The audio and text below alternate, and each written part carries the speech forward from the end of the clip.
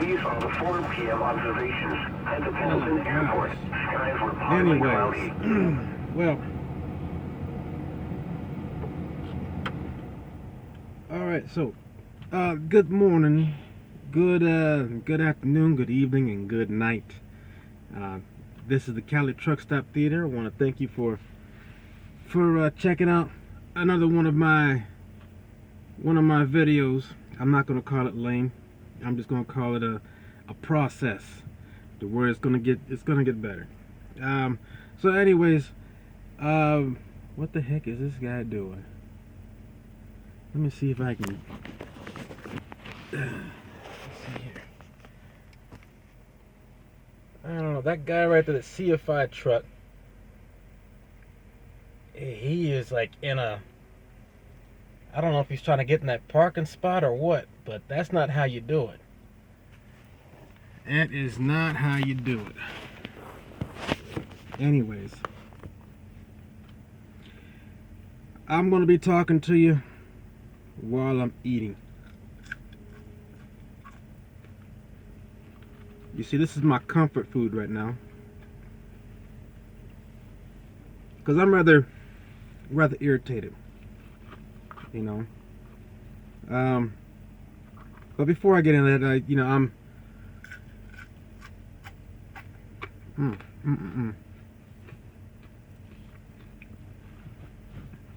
See, before I get into it, I'm stopped for the day. I'm out here I'm in Oregon. I don't know what part of Oregon this is. This is like out in the middle of nowhere, really. But I'm at the Loves, where I got my Carl's Jr. Didn't have to pay a dime. I got it all through the points that I accumulated at Loves. But I got this just as his little comfort food, just because I'm irritated about my. I need to cut these long stray hairs here. But I'm kind of irritated about my court case, which I'm gonna end up fighting. I'm gonna give you some details on that. But yeah, I'm in Oregon. I've been here in Oregon for maybe almost 2 days now, and it's just back and forth. And the reason why I'm back here in Oregon is because I had to take care of my court case. But it's been pretty windy up here on the 84, Interstate 84. There's been a lot of storms that's been blowing in off the coast there, coming in onto the inland, and then turning into these winter storms that's wreaking havoc over the over the plains, and eventually going out to the East Coast. But it's been super windy out here, and upon me coming in here a few days ago, I don't know how long it was, but somewhere close to, I don't know, I'd say within 50 miles of east of Portland. The freeway was kind of shut down there because it was so windy that one of the trucks had blown over in the wind, and this it shut down a section of both sides of the 84 because of the way that the truck had blown over. This truck blown over onto the center divide of the freeway. So all the traffic had to get off the freeway and get back on from one exit to the next. And so as I got off the freeway and back on, to the other. If I'm looking off the screen, because I'm still looking at that CFI truck, see what the hell he's trying to do here with this parking situation. But I could see in my rear view mirror as I was getting back on the freeway that I saw how the truck was blown over, and it just laid itself over onto the center divider.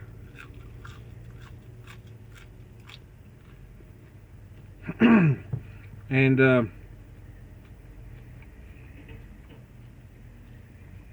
Wait a second. Oh, snap. Hold on a second. I was wondering why they was all sitting out there. You can't really see it from this camera here, but that CFI truck, where'd it go? Yeah, that CFI truck actually took out a portion of that other truck right there. I'm like, what the heck? This dude, I don't know what he was doing. I guess he was trying to drive in and just took out that side of the truck. You know, sometimes these things happen, and you know, when you're in a truck stop or someplace where there's a lot of trucks that are parking, these are the kind of risks that you take. And I've learned that over the years by watching, you know, hearing other people having these problems. I've never experienced it as of yet, and I hope that I don't, because anytime you get into an accident, it's always going to take time away from you driving and making your money. But dang. Well, I'm pretty sure the police are going to be coming pretty soon to check it out. Anyways, so yeah, it's been pretty windy out here, you know, and any of you truck drivers that are driving, anytime there's windy, please, you know, slow down, be careful out there, especially if you have an empty trailer. You know, a gust of it, you know, at least 30, dang, it's just jacked up. Yeah, I'm sorry, I keep looking over there. that truck jacked up the other truck over there, and it looks like he's about to tear up the truck that's right next to him. Oh gosh, because he's getting pretty close to that other truck over there. Oh jeez. Anyways, so yeah, you truck drivers, just you know, slow down, pay extra close attention to the road, and also feel when your truck is making any sudden moves, and don't make any sudden counter changes when you feel the wind blowing you over. Okay, so because that's what happens to a lot of trucks anyways. They end up getting tilted over because they freak out because the wind blew, and they made sudden countermeasures. Excuse me. They made sudden countermeasures. So that what ended up happening was that they overcorrected and tipped the truck over, you know, things of that nature. But you know, but gusts as minimum as 35 miles an hour can tip a truck over with hardly any problems. So, but you got to be careful with that. And if it's just too windy, don't risk it. You know, don't risk trying to drive out there. You know. Also, if you're not skilled enough to be able to handle and maneuver your truck well enough in these conditions, it's best that you don't drive. You just don't drive. I don't care what the fleet manager tells you. Just don't drive. You're the one out there driving. You're the one that's risking your life out here on these roads. If they want to whine and complain because you're not going anywhere, just tell them to find somebody else to come pick up the trailer and if they want to keep it moving. And then talk with your safety people, your safety department, because they should not ever force or coerce you into doing something that you don't feel that you should do, or if you feel that something or if you feel that it's going to risk your safety or the safety of others. Okay. So that, and then actually, you know, today I just saw that the 84 is closed down just east of where I'm at, and I'm like, what the heck happened? I thought maybe another accident happened, and I checked the maps and I see that several miles of the 84 have been shut down. I'm like, oh my gosh, it must have been like a like one of them chain reaction accidents. I'm like, what happened? But come to find out that um, because of the weather and all the rain and stuff like that, the river over there near Pendleton and I can't pronounce it. I don't know. But Pendleton and Hermiston and all those places over there, which I was just over in Hermiston this morning. And so it's just amazing how the things change so quickly. So in that whole area, which is probably about another 25 miles from where I'm at now, certain places over there, plus the freeway, is underwater now. So it got closed down because of that. So this is actually a good time for me to shut down. I'm out of time anyways today. But yeah, it's closed down over there, so I wouldn't be able to get through there tonight anyways. So hopefully it'll open back. Hopefully it's open back up by the time I get ready to leave tonight around midnight. But now down to why I'm really irritated, and the reason why I got my comfort food, trying to calm my nerves. But if you saw my other video, by the way, this is part 2. I got fined in Hermiston, Oregon. I got cited back in November in Hermiston for running a red light.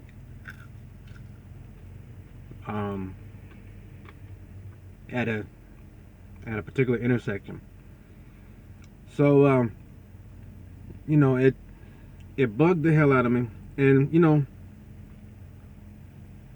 this is, this kind of stuff has been happening over the years, but it's becoming more and more prevalent as the years go by because the court system is changing, and it's changing because certain people want to change the game. There are people out there who are,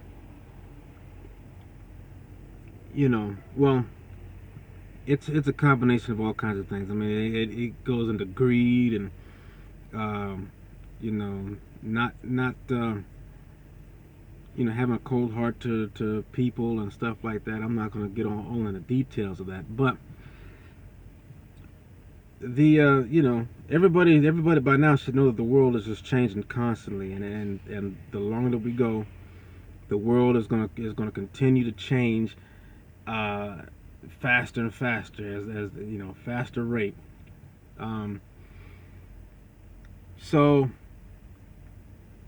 I went to court because I got cited for running a red light, and this particular intersection that I went through, which is over there on 395 and Southeast 4th Street in Hermiston, which probably is going to be forever. It's probably going to be forever ingrained in my head there. But the police officer cited me because he said that I ran a red light, which I did not run a red light. I went through the intersection when the light turned yellow on me. I wasn't able to stop. But furthermore than that, I was already in the intersection when the light turned yellow. And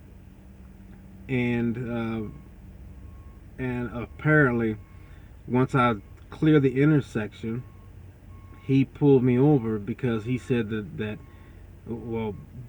because he had the green light, he said that I ran the red light, and I'm like, no, I didn't run the red light. But anyways, I went to court, and this guy was there, and saw the judge and everything, and so court pretty much went like this: is that the judge went over this little proceedings about how how it's gonna go, blah blah blah blah. The officer, did his little spew, his little introduction, and hold on a second. All right, so he did his little introduction, and oh boy, hold on. The light's in my way here. But he did his little introduction. Basically said what he caught me doing, you know.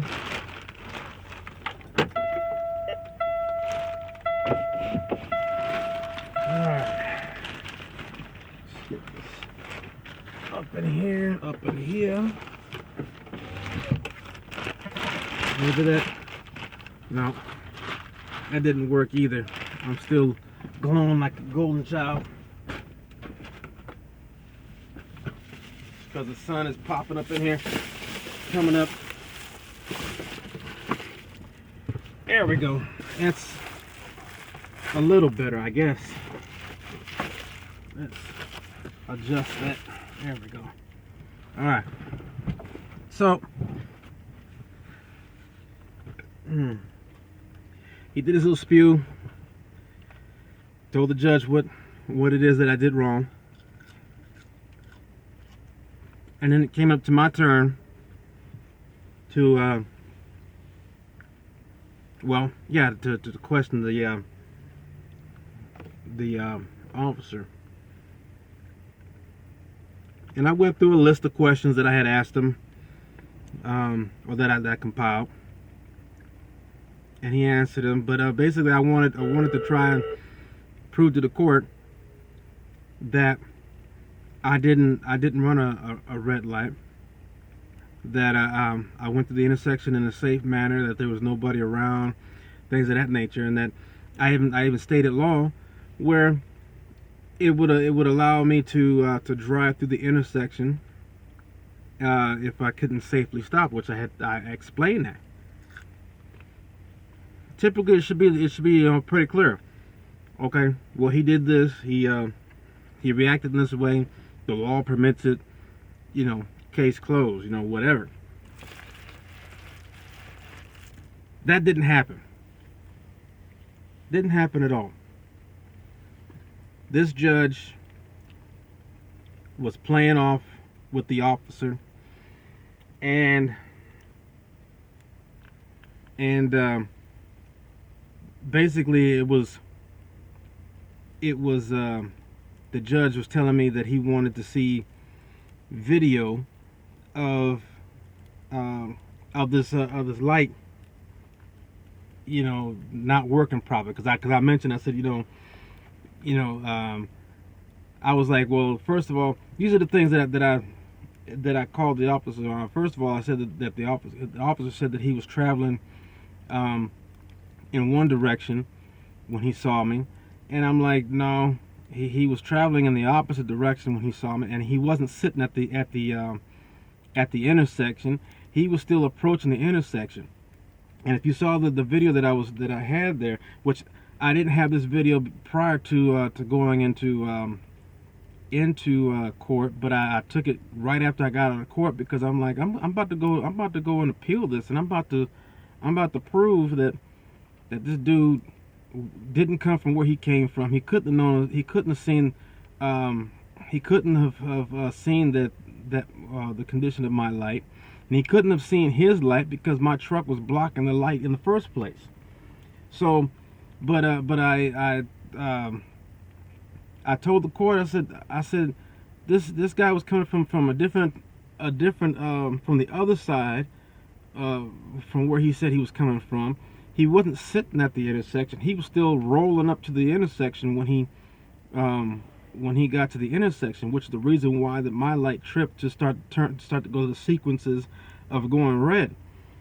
I came through the intersection. By the time I passed through, I mean, obviously the light went red, but he thought obviously it was a good opportunity for him to pull me over, but he told us this, he misled and told a lie to the court, and the judge ate it right up.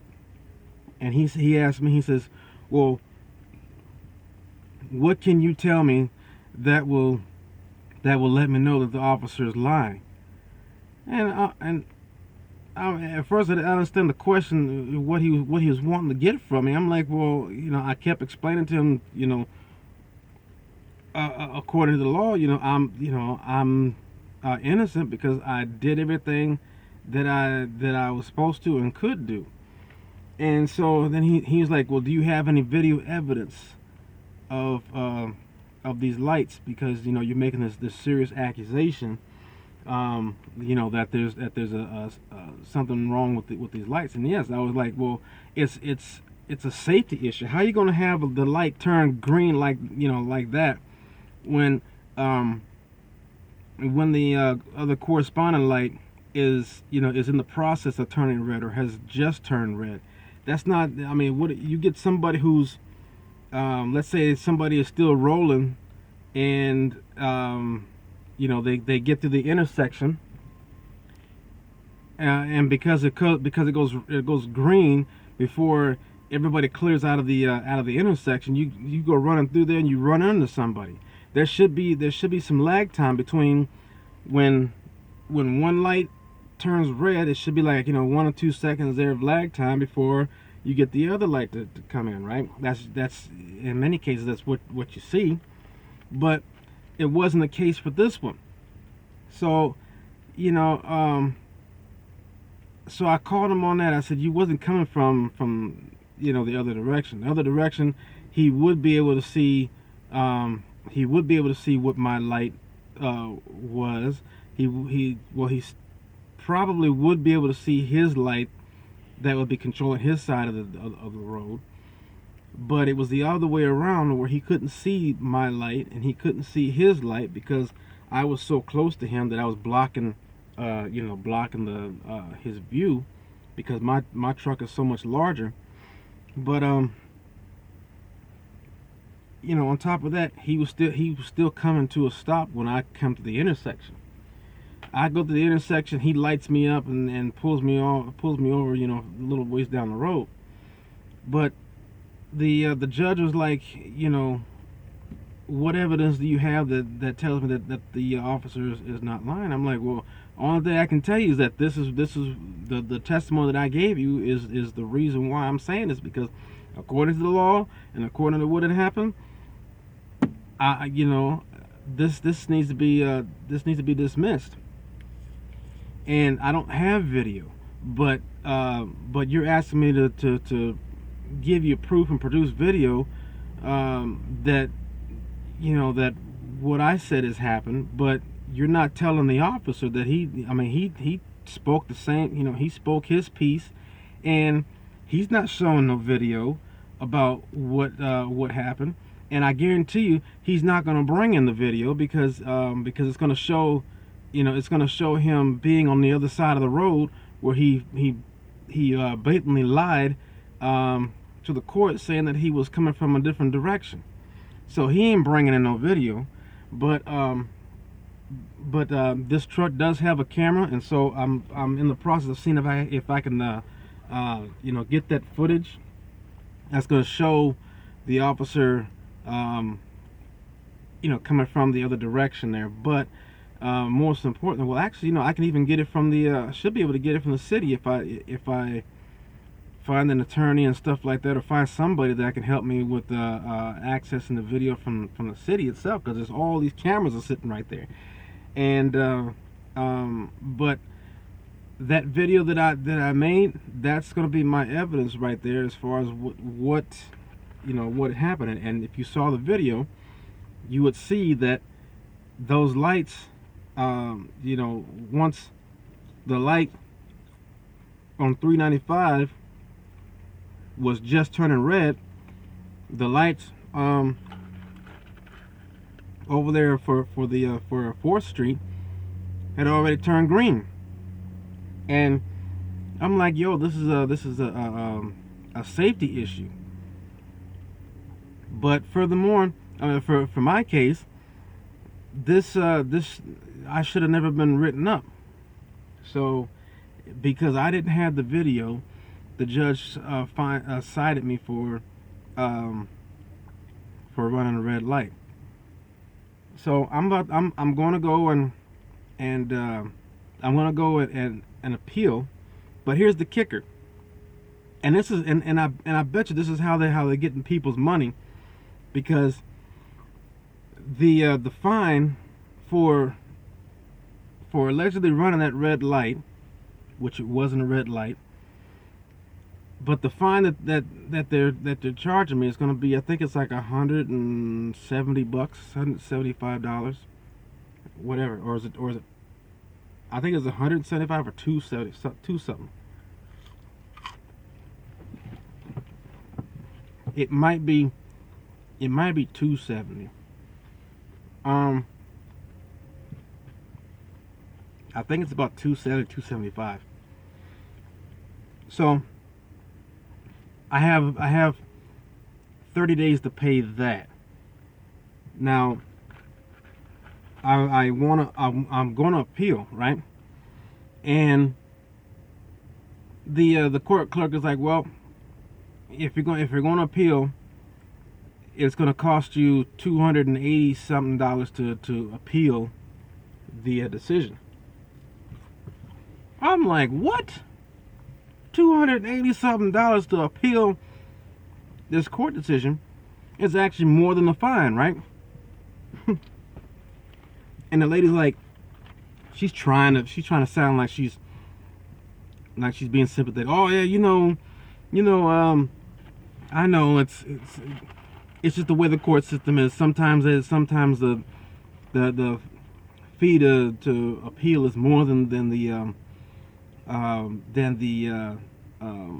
fine itself. A lot of people don't think that it's worth it to go in, and do the appeal.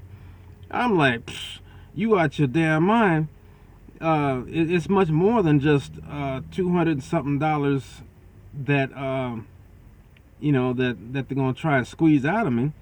This is my livelihood. This is how I make my money. If I'm getting tickets and stuff like that, how much longer you think I'm gonna have a job? And I'm not the one to be over here, breaking rules and doing all that kind of stuff.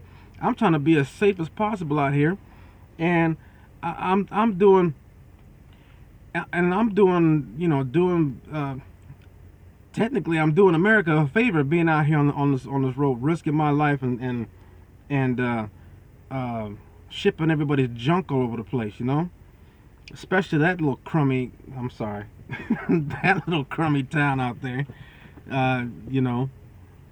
So it's a small town, and so that's another thing too. And I think I've even mentioned this in one of my other videos a little while ago, that you got to be careful with these small towns, because these small towns, they don't make a lot of money, and so a lot of their revenue does come from law enforcement doing jacking people up with fines and citations and stuff like that.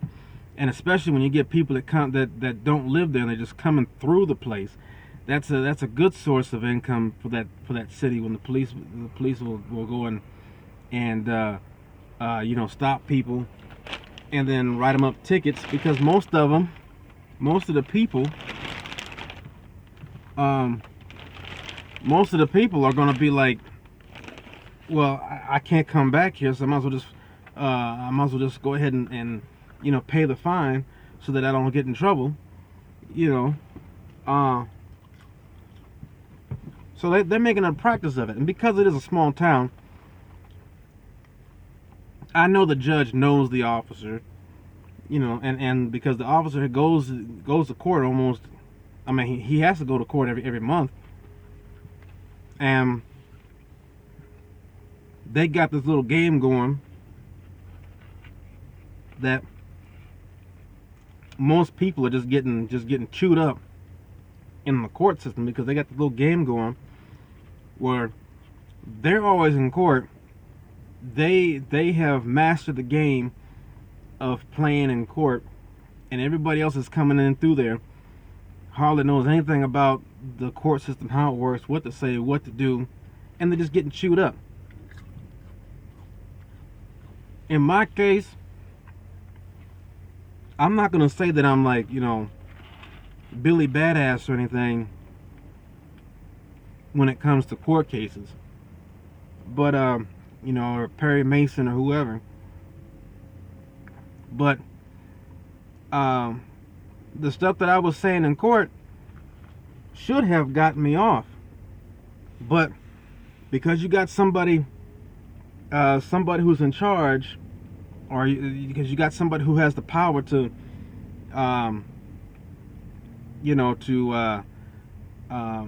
make the decisions, unfortunately, you got this little duo right here. They're just tag teaming on me and on anybody else that goes to the system. They already have it in their minds that they're gonna make the people guilty. But most people just gonna pay the fine anyways. And I'm like, no, I'm never just gonna go ahead and pay a fine. I don't care if they caught me red-handed. Sometimes these laws are put in place to be a revenue generator. It doesn't mean that you're right or wrong. It just means that in that area you did something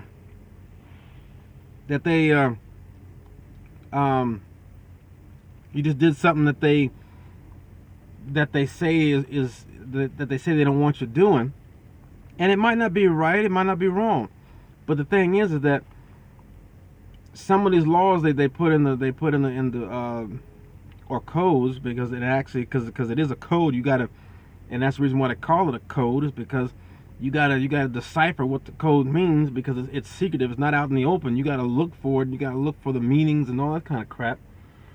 But they do this to make it a game, So with it being a game, they're playing this game on people, and they're just taking people's money. It's a legal way of them stealing money out of the people's pockets in many cases. Not all, but I'm just saying in my case and many others, it's a clear-cut case where it's just legal robbery. Okay, and there's been news reports, and I think I gotta look for it, but I think Hermiston or the surrounding area had already been called out by their local news about rigging of those street lights, so that they can manipulate the amount of people that they get hung up in the court system for violating the code. They do that. There's places all over the country that do that. They will rig up these street lights to where it makes it easy to get caught up in the confusion of the traffic signals. These red light cameras, they rig those up sometimes. Many years ago in San Diego, there was a big commotion over that. And then one of the newly elected mayors, I forgot his name, but he was like he was, at that time, he was newly elected and he was newly impeached because he didn't last very long. But before he was removed from Bob Filner, that's what his name was. Before he got removed from office there, one of the things that he did was he repealed, or he nullified all the red light cameras in San Diego, because there was a lot of corruption over how the red light cameras was picking people off left and right, and everybody's getting these violations and stuff like that, $200 something a pop, plus on multiple people getting red light tickets, and a lot of times they weren't legitimate. But that dude, he was he was he did a lot of other things too to try and correct the things that were wrong with San Diego. But I guess he was doing too much, and some people decided to assassinate his character, and they were successful with that and removed him from office.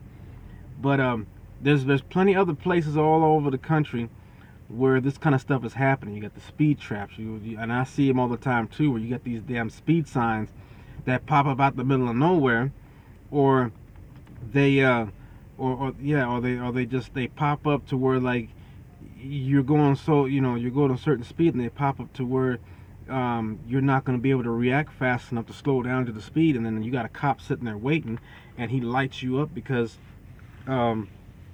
because you were going faster than the speed limit. When I was training, that happened to one of my students out in Kansas. He was coming into a town, and these speed signs popped up one right after another, and it was too close for for the truck to actually slow down enough to fall up under these speeds, and that's just basically because the truck takes a longer distance to to stop or slow down.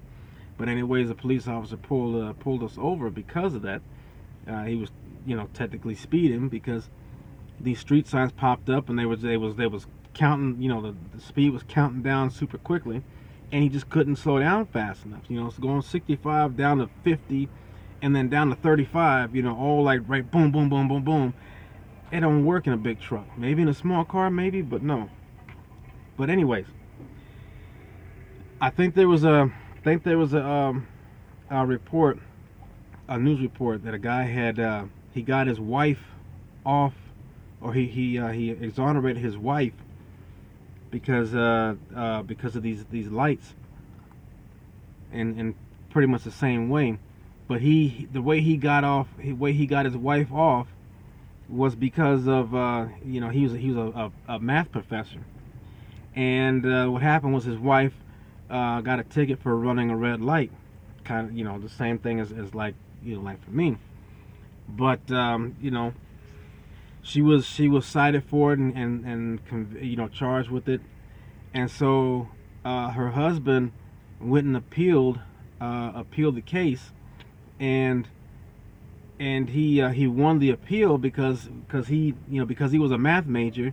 He did all this math equation about how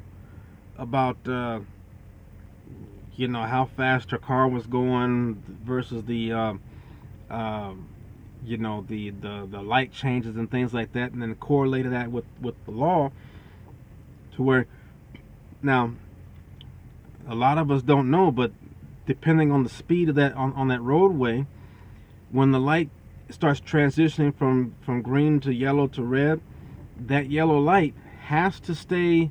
It's a law that yellow light has to stay on for a certain period of time based upon the speed, that's the speed limit that's set upon on that particular road, because it has to give drivers enough time to be able to react from the green light to the yellow to the red.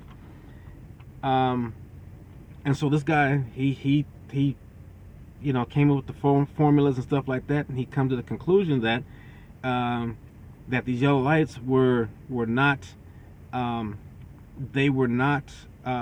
calibrated right. Thus, his wife and many other people were getting caught up in the same intersection, or several other intersections within that city, because the yellow lights were not calibrated right according to law. So there was a lot of people that was getting tickets and stuff like that for red light running in the intersections. But he busted this wide open, and the news caught a hold of it, and the city tried to cover it up, talking about, well, there never was any problem with this, and they're showing all these fake documents and stuff like that. But I don't know if it was the same area, but it was somewhere in Oregon, and this is the same thing that has happened to me. And I'm like, no, I'm not gonna just let it be done right now. I'm gonna go fight it again. And so the process is now is that I don't have to pay anything right now, but I got 30 days to pay the $280 so that I can get the appeal process started, and then it's going to go to a different court. Now Hermiston is a small town, and this upset me even more. It's $280 something to get an appeal, to appeal the case, and I'm like, what the heck? So in order to get another try at another crack at it, $280 plus for the court case. It's going to go from the municipal court, the Hermiston Municipal Court, which is a little small court, and I mean it's like a little small court. I mean, this court that I was in was like, you know, it was. I mean, geez, you can almost fit this truck. Well, you actually couldn't fit the truck in this little tiny court. But anyways, a little small municipal court. So when the appeal process, when they're gonna take the paperwork and send it over to the circuit court in Hermiston, it's only like about maybe a couple of blocks away, the circuit court, right, in Hermiston. $280 something for them to draw out the papers and then take it down the street to the next court to get it set up. That right there in itself is robbery. So I'm taking a gamble at gonna go pay this $280 something to avoid a $275 something dollar fine and having all this having the stuff on my record and stuff like that. So that's a risk that I'm gonna take, and if need be, I'm gonna take it up to a higher court. I hope that I don't have to, but I'm gonna take it up to a higher court. If need be, I have to take it to a state court. But or actually no, I think it's gonna be a county court, a larger court. But I'm really irritated about it because it's wrong. And I don't know how many other people they got going through their court system, but it is a major money generator, you know. And you know, and look, this place is super small, right? I get into the court. It seemed like there was only like a couple of people. It was just me, and I guess I was the only one that had a trial today. But there was a couple that came in, and when I glanced over at their paperwork, it looked like maybe they got caught without having the proper insurance, you know, that kind of thing.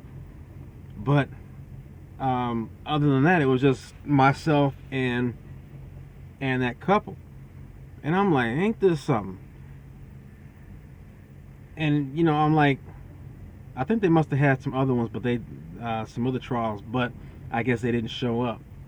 Anyways, the amount of people that they get wrapped up in this court system, most people, they just pay the fine, whether they're innocent or not. You know, they just pay the fine, get it over with, and whatever.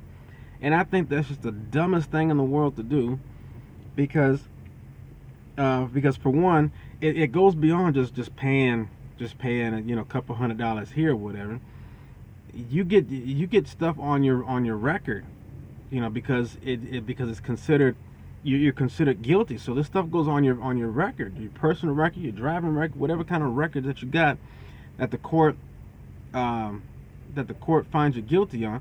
This stuff goes on your record, and in some cases, these laws, these frivolous laws and things like that are just that. They're frivolous. They're unnecessary. They're to accomplish a dishonest gain within the city by the citizens are already getting taxed a lot. They're already having to spend money on these various different government agencies and programs and stuff like that, where they don't have no choice but to pay. And then you got these court systems that are imposing fines on people. They're getting people caught up in their court system, and they're extracting more money from people who hardly are having any money at all, because they go to work for peanuts, and essentially they're just getting left with a shell. All the goodness on the inside of it is getting taken away and eaten up. So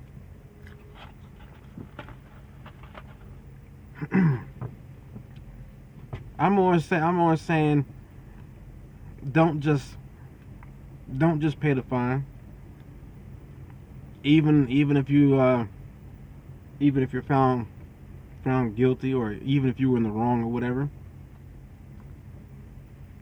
Don't just go ahead and pay it. However,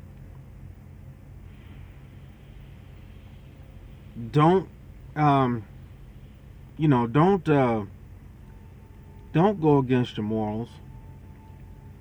If it's something that's serious, and you're getting caught up in the judicial system, the law system, or whatever, and it's something that's legitimately serious. I mean, I'm saying is, not everything is a sham when it comes to the law. Just some things. The things that I'm dealing with, yes, it is a sham. But if you're guilty because you did something that's morally wrong, or something that's like grossly serious or something like that, don't sit there and try and don't sit there and try and bust your way out, or lie about it, or whatever. However, they shouldn't try and throw the book at you. I mean, the punishment should be fair, with whatever crime or whatever. But there's a lot of things where it's like, they shouldn't be making up rules and stuff like that in the first place, because if it's based in greed and stuff like that, it's wrong anyways. So, but check your moralities at the door, okay? If if it's a legitimate law that's for, like, safety and things like that, loss of life and property and stuff like that, you might want to check your moral compass there. But so yeah, and they ran this game, and I went down this, I do this now whenever I do get caught up in the court system. I always fight, because ever since the first time that I got caught up in the court first time. See, this isn't the first time where I've had the judge and the officer tag team me in court, and I end up losing. This is going to be the first time that I stand up and take the case to another court, to where it's going to be an appeal process. But the first time that I got caught up in the court, I was pulled over by the police, and it was this was a case of police harassment.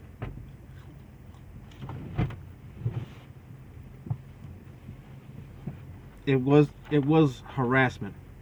I got harassed by the police. At the time, I was living in San Diego, and I was I was driving home late at night, early in the morning. I was driving to where was I living at the time? I wasn't living in Chula Vista. I was living a little further south. I forgot the name of the place now. But you know, I was living down there, and I got pulled over by the police in my apartment complex. And the police officer,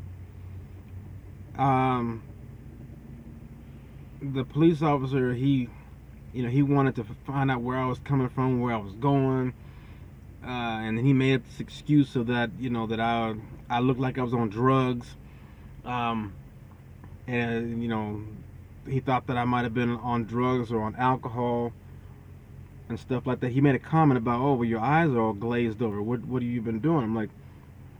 I'm like, well, first of all, it's, you know, I'm kind of tired. I'm headed home so I can go home. But with my eyes being glazed over, that's something that I can't help, because that's, you know, that's something that does happen on, you know, quite often with my eyes, that it glazes over. And I don't think that's anything unusual. I'm pretty sure that other people have that problem too, where their eyes look all glassy and, you know, glazed over. But, you know, he was making claims that I was on drugs or on alcohol or whatever, and he couldn't find no evidence on that.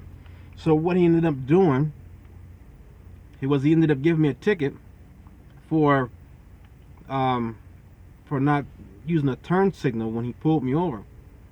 And I actually did use my turn signal, but because it's so difficult to prove, I got cited for not making a turn, not using my turn signal when I made a turn. So I had to pay the fine for that, and I didn't go and fight it anymore, you know. And I had a lawyer at the time who was trying to you know, trying to fight for me. But the thing was that the judge and the officer, they was just tag teaming me, and they already had it set out to where it was just, you know, no matter what, they was gonna find me guilty of that. So it was from then on that I decided that I was not just gonna sit back and let the court system just take my money like that. I started reading up on laws and all these, you know, different traffic codes and stuff like that.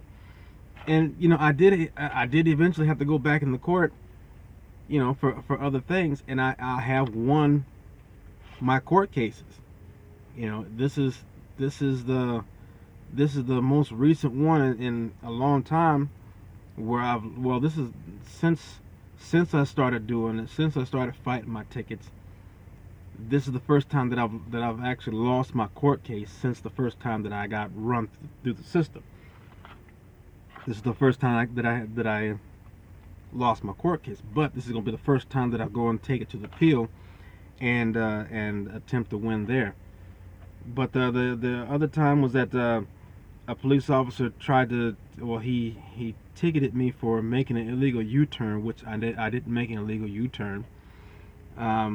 Essentially what I did was I went into a parking lot, you know, made a left turn into a parking lot, went down the length of the parking lot, which is going alongside the road there, and then got back onto the road to go the opposite direction. Well, he pulled me over talking about I made a U-turn. Well, here's the problem.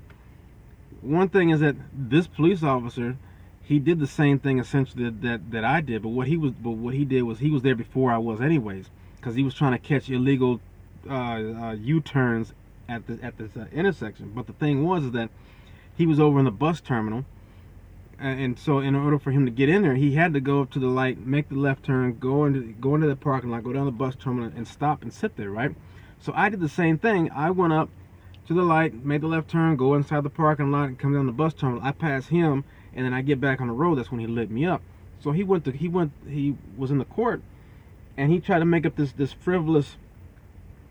Well, he made up this frivolous case about how he saw me making a U-turn where I wasn't supposed to make a U-turn, and he's talking about how he's looking at me through his rearview mirror, and he saw me make the turn like that. I'm like, and I called him on his bull crap, you know. I'm like, first of all, I mean, I have pictures and everything. I'm like, first of all, you couldn't have seen me make a U-turn right there because you got all the trees and stuff that you gotta that you gotta peer through. But where you were sitting at and where that light was at to make the turn, you couldn't see if anybody was making a U-turn there or not. So and he was getting people left and right there, you know. But the thing was, he was sitting in the bus terminal area, the bus area, and I was like, well, you know, I didn't make the U-turn. I made a left turn because what I did was I turned off the street, which makes it a left turn. And so when I came down in the other direction, I came down and I passed by the police officer inside the bus terminal. So I'm like, you know, first I'm like, well, that was no U-turn because I passed it right there by you. I'm sitting right, I'm off the road. I'm right there by you. And so the judge saw all the you know, all the pictures and stuff like that, and he's like, yeah, let him go. So I got let go. I won the case. There's a couple other cases that I won because the police officer tried to lie and bully his way to get me to find me, you know, in the wrong. So I'm gonna fight this. And I'm gonna update everybody on what happened, whether it's good or bad. I'm hoping and praying that it's good. But yeah, it's not right. And what I would tell you guys is if you ever get a ticket, I don't care. I don't care if you did it or not. These people are they're going to do their best to extract as much money as they can out of you.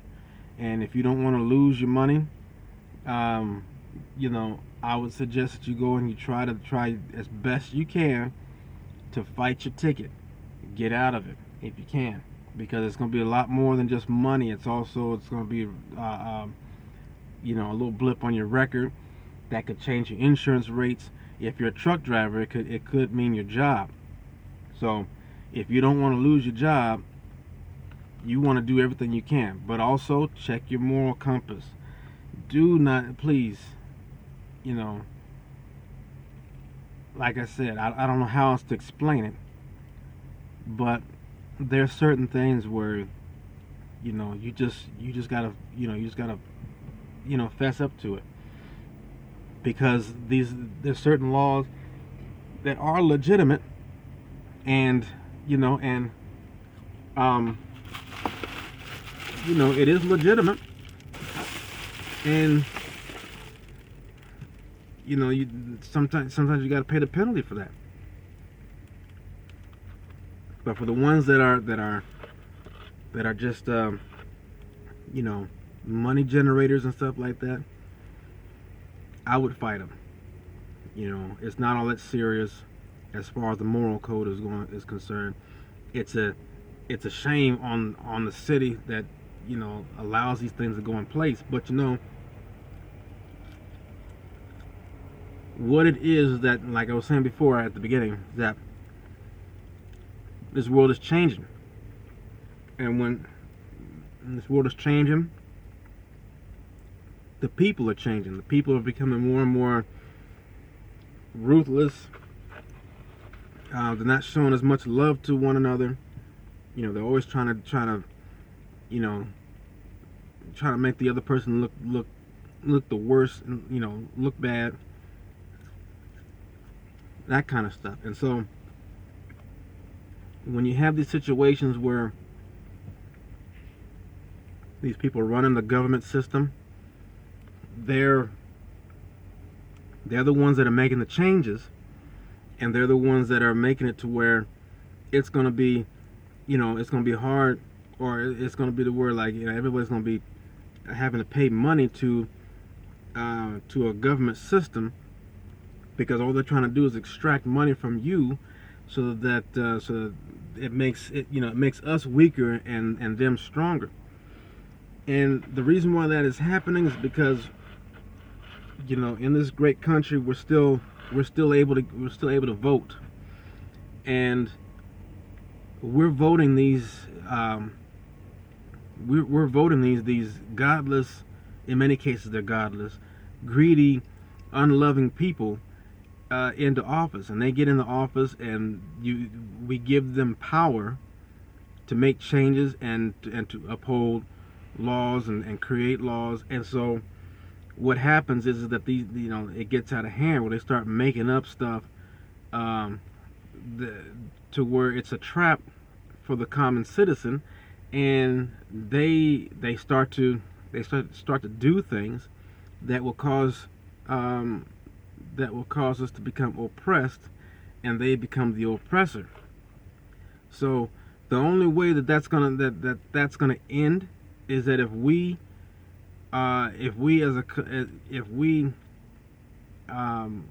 learn to discern who we're putting in the office, and we gotta stop being so zombified and numb in the brain, and not look at the type of people that we're putting in office, because these people that we put in office are the ones, in many cases, there's still some good ones out there, but it's increasingly becoming more and more of a dictatorship. And if we're not careful, we're going to lose our right to vote, because we're going to vote in the right person who's going to have the power to take away what little rights that we have. And the right to vote is a right that we need to keep. But if most of us start thinking about who we're putting in office, we can eradicate some of the stuff. But yeah, it's getting bad. It's getting bad. And I mean, in a world where morality is going out the window, we're going to have more and more people that are on these power trips, and it's going to turn into a dictatorship if we don't do something about it. So that's just my little personal rant. And